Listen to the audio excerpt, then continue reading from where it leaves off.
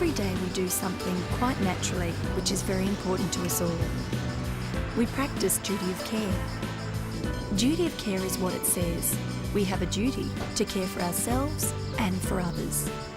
And the higher the risk, the higher the duty of care. Manufacturers of food and drink have a duty of care to sell us products that will not make us sick.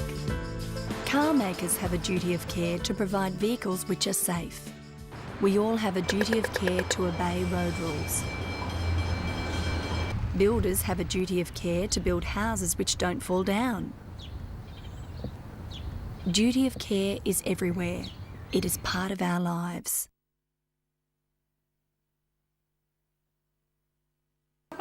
In our work, we have a duty of care not to expose our clients, our co-workers and the general public to the risk of being harmed. Our employer has a duty of care to provide us with the right training to do our job. Employers, clients and co-workers have a duty of care to provide us with a safe workplace. We also have a duty of care to treat our clients as individuals, as people who have the same rights as all of us. The right to make their own decisions, to experience life, and life's full of risks. The right to information, and the right to have control over their lives. Show respect. It is your workplace, but their home. Even turning up for work is part of our duty of care. If we don't turn up for work, then our clients might be left in bed not able to get up, to eat, or be washed, or take their medication. Follow instructions. They have been worked out with the client because they work for that person. The instructions are there so we can give the client the best care we can. Listen to clients and their families. Don't be bossy. Pay attention to what our clients tell us they need and want. Our clients depend on us for so many things that it is our duty of care to do these things properly. Near enough is not good enough. Keep our eyes open. Everyday things can cause harm.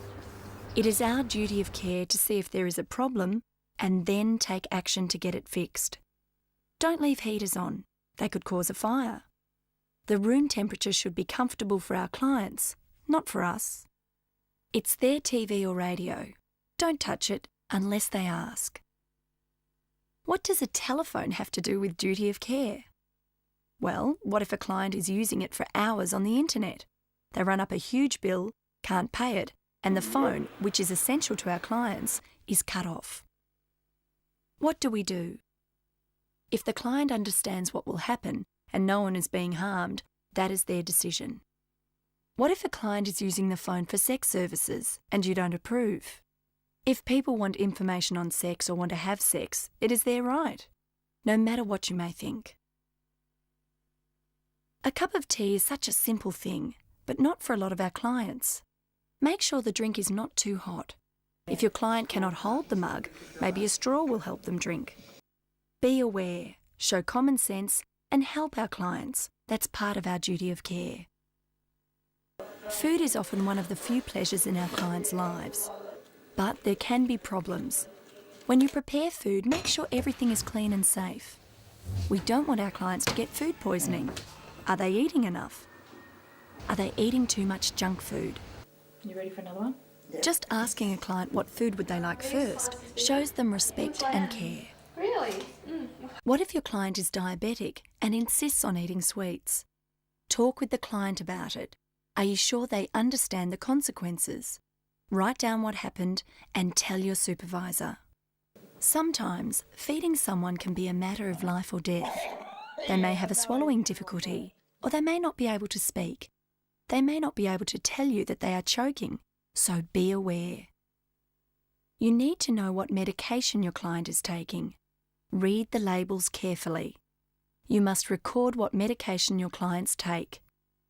And make sure it's stored properly. What if a client asks you to give them medication and this is outside your training? Tell them you cannot do this. It's against the law. What if your client wants to drink a glass of wine with their medication?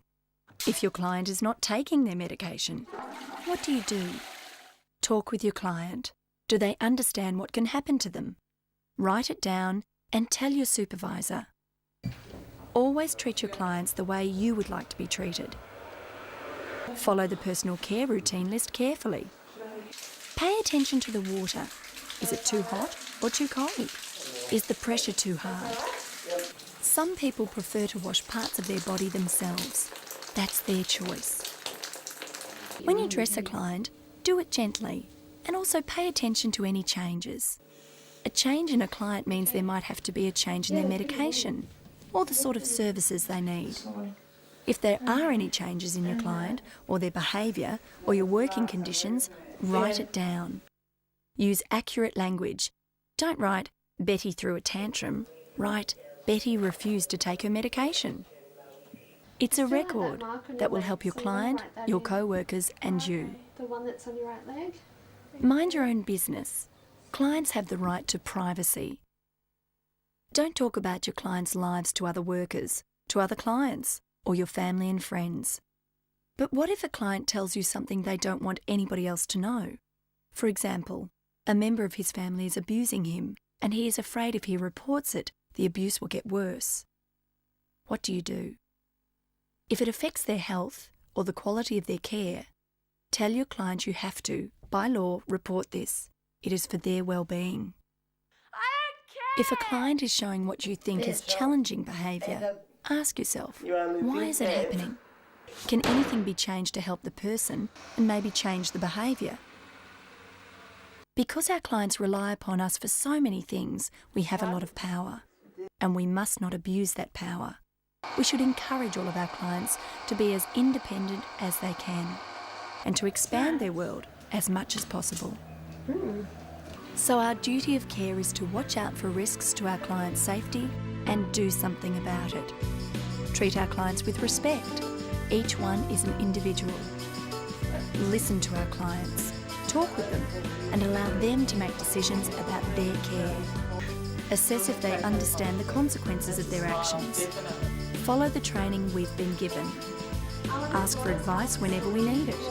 Report what happens and obey the law. It is our duty of care to give our clients the best care possible.